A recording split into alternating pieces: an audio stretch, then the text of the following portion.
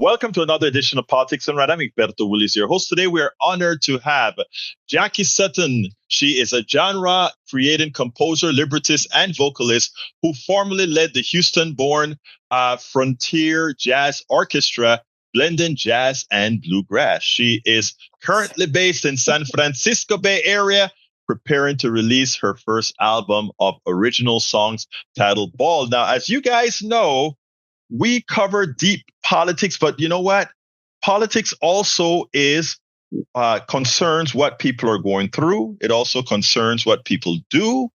And you are going to see that Jacqui fits the bill. Jacqui, welcome aboard. How you doing today? I am great. Thank you for having me, Egberto. Well, we've been friends for a long time. I mean, I remember when we met in D.C. for a coffee party. Enough is enough during a snowstorm that we were. It was cold. It was cold, but we were changing the world. Yes. And you know what? We're still changing the world in more ways than one. Mm-hmm. But anyhow, you have a new album that you're going to be releasing. You're writing a whole lot of songs. And I want to tell you a quick story before you start. Sure. My wife has a disease called, it's a chronic disease called lupus. And in having lupus, she lost all of her hair, or not for a while. And, she just couldn't deal with it for a while. And she was just down about it. And she always wanted to wear wigs. And personally, I hate wigs, but that's just a personal thing. But, sure. She wanted to wear her wigs and so forth. And I remember once my friend came over and I just jammed all my hair off. And I say, you see, it's no big deal. I mean, I know it's not necessarily politically correct the way I said that, but I took my hair off just to say solidarity. Yeah. Now, so when I saw on your LinkedIn that you had this thing about bald coming out, it intrigued me. So let's start by you telling me the story. Sure. So I don't know if you can see from my headphones, I am bald. And I started losing my hair around 2013. And by 2021, I was hiding behind wigs and really fun head wraps and all that kind of stuff. And something said, I just have to just go for it. I have to just lose the hair. And if you remember when we met, I had these long dreadlocks, multicolor. I was sculpting them. I was having fun with that hair. So, and as a woman, as a Black woman, the whole issue of your identity, what is beauty? What does it mean to be bald in a spiritual sense, exposed and raw and vulnerable? So I just decided that I was going to roll with it. And because I wanted a low maintenance lifestyle, first of all, the wigs were getting to me. They're too hot, too scratchy. They didn't really feel right. And then you also had to maintain them. It's like, if I have to go through all this work to maintain something, I'd rather it was my own hair than a wig that I'm sitting on a thing every night. And as I lost more of my hair, even the head wraps weren't really staying on very well. But it got deeper for me because in 2023, I went through a really serious depression. I was overworked at work. I finally walked away. I worked in advertising, as you remember. And, I climbed the ladder as such as that is. And I just got burned out. And I had to leave. I had to go on disability. And just kind of recover my energy. It took about 6 months just for my sleep to get regulated.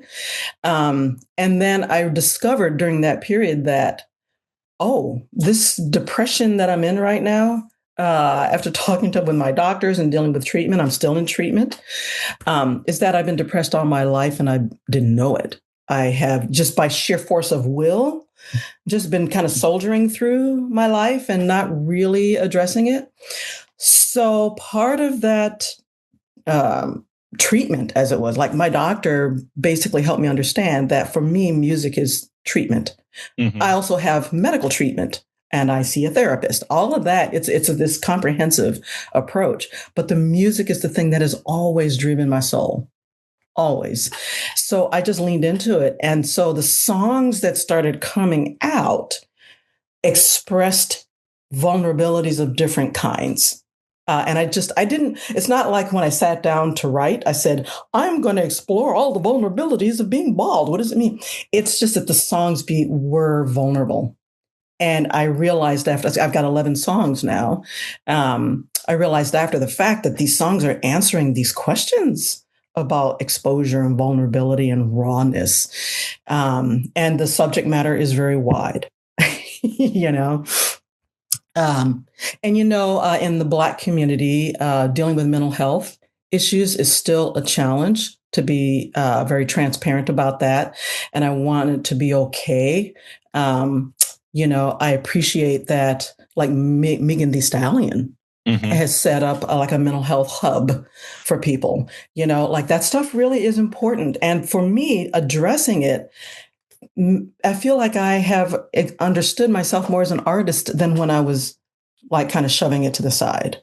Now, interestingly, when you talked about depression previously, and also putting that into, or rather that your music was sort of your safe harbor. Does that mean that when you are no longer into your music, then all the things, the baldness that's occurring, all the depression from the working on the job, is that when all of this took hold? Yeah, because I had submerged it for years. It's like, I got to have the survival gig, I was doing music. Oh, wait. So your music, yeah, I know you were doing it. So music was pretty much after our gig. Yes. And now, like the way I described it is like I had to do music in the margins. And now I've decided that music is taking up the whole page. Yeah, I mean, I love that, right? You finally went ahead and said, I'm going to live my passion. I mean, the interesting thing is living your passion isn't always the most financially successful thing. I can tell you that. I'm an engineer who decided that this is what I really wanted to do. And I can tell you straight up that it's not. The wage scale for both are quite different. Yes, they are. And I had to really meditate on that. But it almost was like there's no other option because of the mental health challenges that I was having. I just had to just dive in and see what happens. I can't predict the future. I can't predict how the subject matter is going to be received. I only know that this is how music is expressing itself through me now, and it feels like the most healthy expression for me.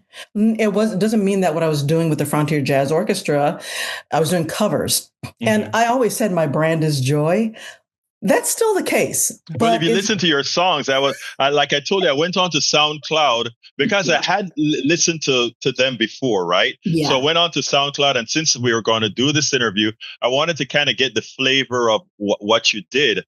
And the first thing that came out is, damn, she's good. And then you had an orchestra behind you, and it was like, wow, I've known Jacqui for so long, and we get an email in between ever so often. And I never explored and saw her in this light. So it was cute. And then one of the other reasons that, even though, this is not a music channel or anything like that, I wanted to cover because you turned the music into doing something good for what a lot of women are going through. So I want to ask you in that light. Yeah. What are these songs, and what are these songs, and what parts of your baldness are these songs exploring as it relates to not only your personal life but the interaction with others? That's a great question, because there's probably one song, and it's actually the last song in the album, and it's called Bald, that even alludes to hair. The subject matter goes beyond that to talk about exposure. So, for example, I do have a song about depression, and it is, I call it a frustrated dance song. What's the name of that one? It's called A Dozen Roses. Interesting. And it's called that because my personality, I'm really bubbly. I'm that person that shows up at the party as the really fragrant bouquet of roses that everybody wants to talk to. But underneath, there's all of this turbulence. So it explores like what it's like to show up in this kind of performative posture and have all of this undercurrent underneath. So it has like a cyclical. Wait. You just said something that is interesting. You spoke about in a performative. In other words, there is a Jacqui back here, and now she's exposed to a whole audience. And in order to cope, she says, I now perform. Yeah. That's interesting. Yeah. I wonder, you know what? I wonder, when I'm doing my program, I don't think I'm performing, but I wonder how much of that is what people do. Even in our politics, I wonder how much of that is folks knowing the thing, but then when they go out there, they perform to what's expected of them. Oh, I think you're right. I think everybody has some level of a shield. Like, I think these personas that we carry through the day are protective. They're defense mechanisms. They're ways of, really, like I not wanting to deal with I don't want to drag everybody down by talking about my depression. So I'm going to be the one that's kicking up my heels dancing, Right. And that's what It Dozen Roses expresses. And that's just one aspect of it, but it doesn't mean that who I am now, as I'm talking to you, I'm still that bubbly person. I always have that in mind as I recognize what's going on underneath. And so what I've learned to do is give myself more time to recharge after public events where I have to be out and doing my thing, and give myself time to recharge, check in, see how I'm doing, so that I'm not continuing to bury whatever is underneath. And they give me another song. Okay, so this one is more about sex positivity. There you go. So not everybody talks about vibrators, right? So to talk about it in an uncontroversial way, right? How can you do that? Well, I have a song called Joyride, which is about... Okay. It is meant to be a fun, very kind of like double entendre. It's a very classy song. It doesn't get raunchy, but it's a really fun song about hey, and also, by the way, vibrators aren't just for women. I'll just tell you, I'll just leave that there. But it's I wouldn't know. It's an entreaty to, adventure. Okay. I have another song called Awake During Surgery. And this one, yeah, right. Wait a minute. Let me guess. Awake. Okay. Awake during surgery. That's a very fearful thing. You're feeling pain and you have no way of controlling or no way of stopping that pain because, after all, you're under anesthesia. They're hurting you. You're aware of stuff that's going on and you can't do anything about it. There you go. I did it right. Okay. Talk to me a little bit about it. That song is about escaping a relationship with someone who was gaslighting me. So the idea, when I think about what it's like to have someone gaslight you and challenge what is true, I see the sky is blue and you're telling me it's purple. That whole process felt like I was under anesthesia, and that I could see, I have a line that says, just because I'm sleeping, I hear you. I can hear all the things that you're doing.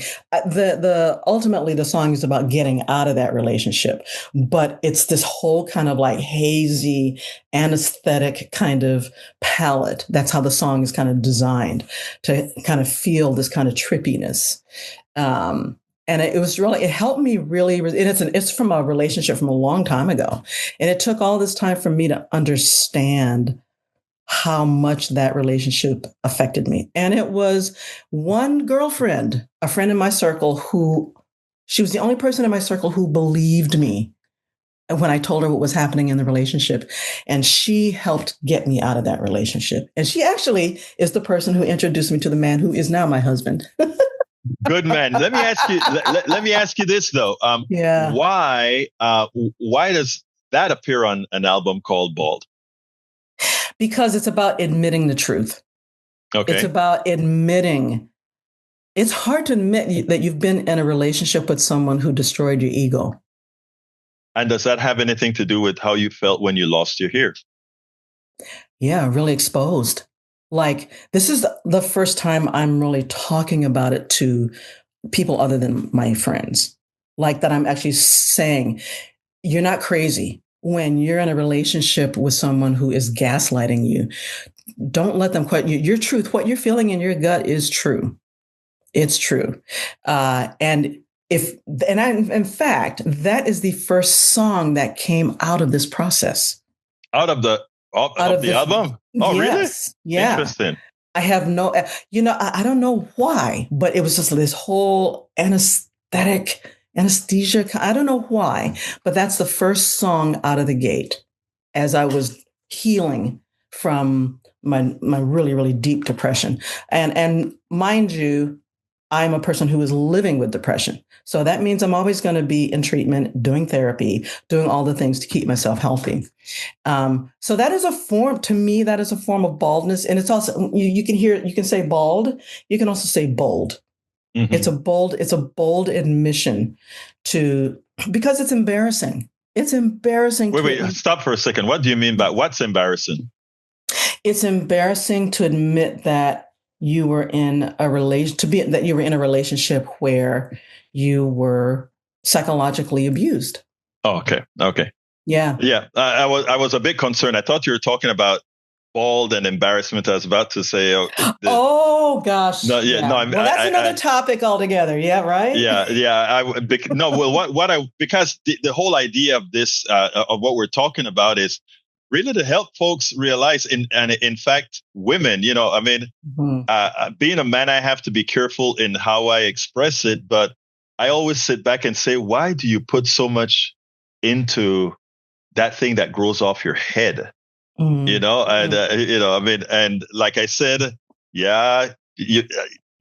politically incorrect, but it always behooved me how my wife reacted to loosen mm-hmm. hair when I thought so little about it that I could just shave the whole damn thing off and then say, hey, I kind of like it shaved, Well, it's a gender difference, right? I mean, like, men are more accepted in society being bald. Women, like through time immemorial. I'll tell you, for years and years and years, until I lost my hair mm-hmm. hair and my teeth, right? Mm-hmm. Those are my calling cards. I'm glad I still have my teeth. Yeah, and it's all yours. It's all mine. Now, let me ask you this. Did you grow up here in Houston or? No, I grew up in upstate New York, in Rochester, New York. And then what brought you to Houston? My husband was studying at UH. He is a wonderful fiction writer. He now teaches as a lecturer at Stanford here, and he teaches creative writing. So that's why you moved to the Bay Area. Moved to Houston. Yeah. We moved to the Bay Area for his work, and my working in advertising. I was able to work from wherever I lived. Mm-hmm. So we moved around a lot, and mm-hmm. Houston was our longest stop. And while I was there, that was when I formed the Frontier Jazz Orchestra, because I love jazz and I love bluegrass, and I didn't want to have to choose, so I brought them together. You just blended them, actually, and your music is in fact different, but it's very ear appealing.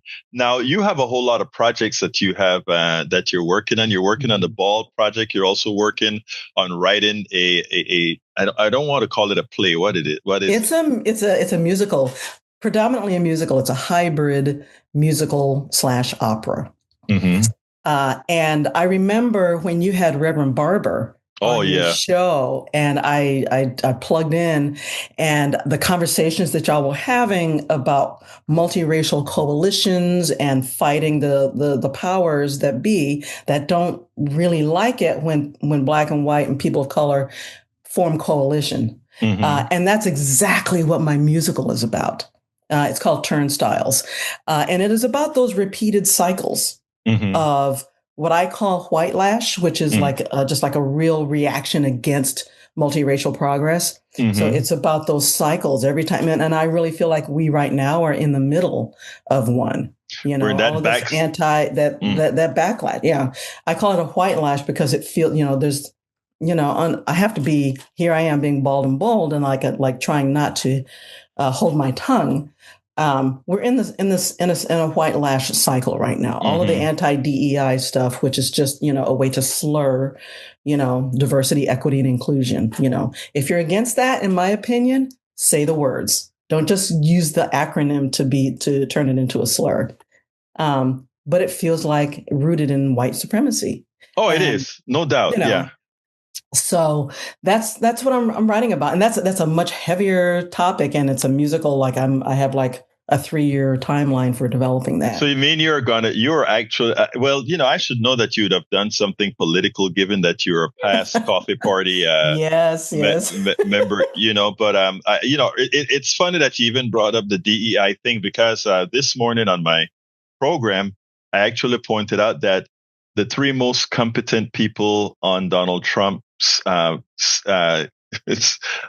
he ended DEI, but the 3 most competent people for him is one is Latino, one is gay, and one is black. The 3 most competent people that he has on his cabinet. Yeah. And what does that say? I don't know. But anyhow, so what else are you working on? Well, the musical is going to keep me busy for a long time. Right now, the focus, and I'll have to say, the album itself, I also see music as an act of resistance, or creating any kind of art where you can speak your truth. And so for me, Bald is me speaking the truth for what it means to really kind of lean into your authenticity. I'm going to ask you to close on the Bald message for women, but before we get there, I want to ask a more profound question with regards to. I do a political show, so I'm going to ask a little bit about politics in regards to where do you think? I think you're in a multiracial relationship. My husband is white. Yes. Right. Okay. Now, and I always wondered this: how does he feel about what's going on right now, having himself a black wife? Sometimes I feel like it hits him harder than it does me. Not that I, like every day I have to manage how much of the news I take in. I have to time myself because it becomes so overwhelming. There's just a fire hose. But he really, I'll tell you the first time that I think he really felt being othered, and it was during the first administration. It was right after the election, and we were walking back from one of the BART stations, one of the train stations. I had come in from the airport, and we're just walking down the street, hand in hand, and we were passing by the Oakland Museum, and this very tall, lanky white guy. Now there were a lot of people on the street. But he targeted us because we were a multiracial couple, and he came right at us, got in our face, and made it clear that we were not part of the team. We were not acceptable. He was a Trump supporter. And it really shook Ed. Ed is my husband. It really shook him because he became othered by association in a very visceral way. And for the longest time after that, he had this kind of questioning, okay, when I look at people now, is that person, what's in their head? I have no idea. And I had to tell him, as somebody who is Black, I have no choice but to be who I am in the world. You with that kind of activity, you learn, you don't go looking for trouble, but you're not surprised when you find it.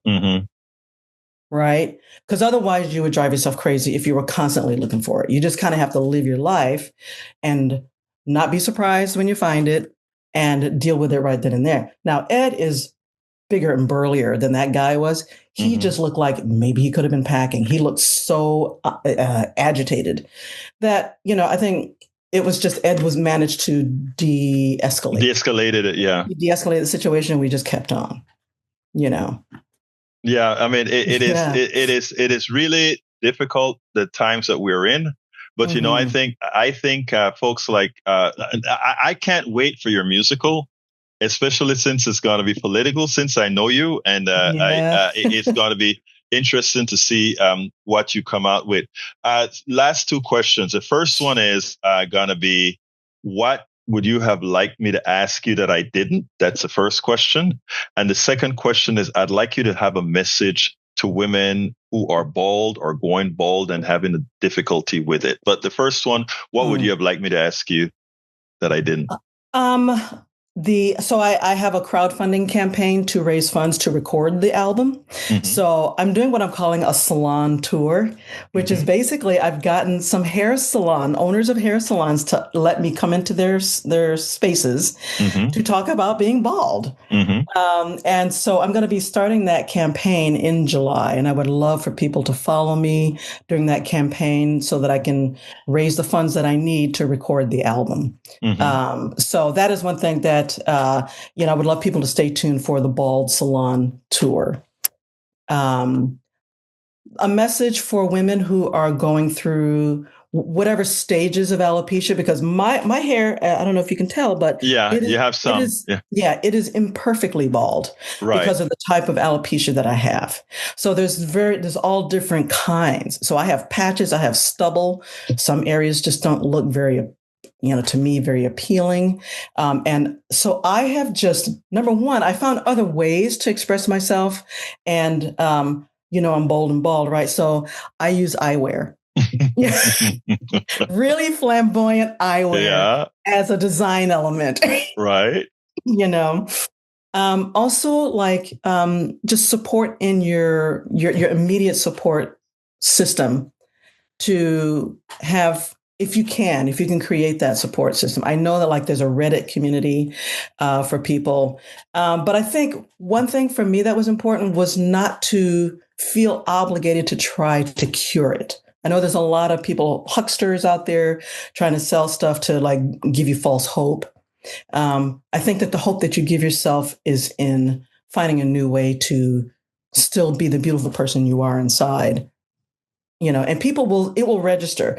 Like, a lot of time, I don't watch myself. I don't look in the mirror all day long, but people respond to me because of the energy that I have. Hmm. And I think if you just lean into that and continue your own internal beauty, just project that more, that people won't really notice. Well, That's been my experience. I am glad that you said that. Whenever I see Ayanna Presley, I'm just impressed with how she carries herself and Yes. not let externalities change what she is, who she's been, or anything like Mhm. that. And that is the same kind of, that's exactly what I see in you as well. And congratulations on what you're building with your new musical, with your album, with what you have out there on Sounds SoundCloud and everywhere else. I'm going to make sure when we write the blog that all of that is in there. So I want to say, Jacqui Sutton, it's been my pleasure to speak to you after many years with many years. Coffee Party, etc. Thank you so kindly for having been on Politics Done Right.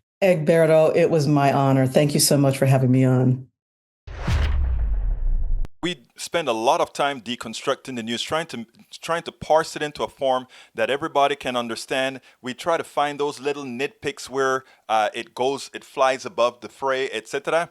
If you really like these videos that we do, I want to ask a big favor. Please go ahead. Number one, subscribe to our channel, and number two, please join if you can. Thank you so kindly for watching. Keep watching. Please remember to share. We must populate the entire internet with our progressive message, a message that we know is what most Americans say that they want. So help us, please join.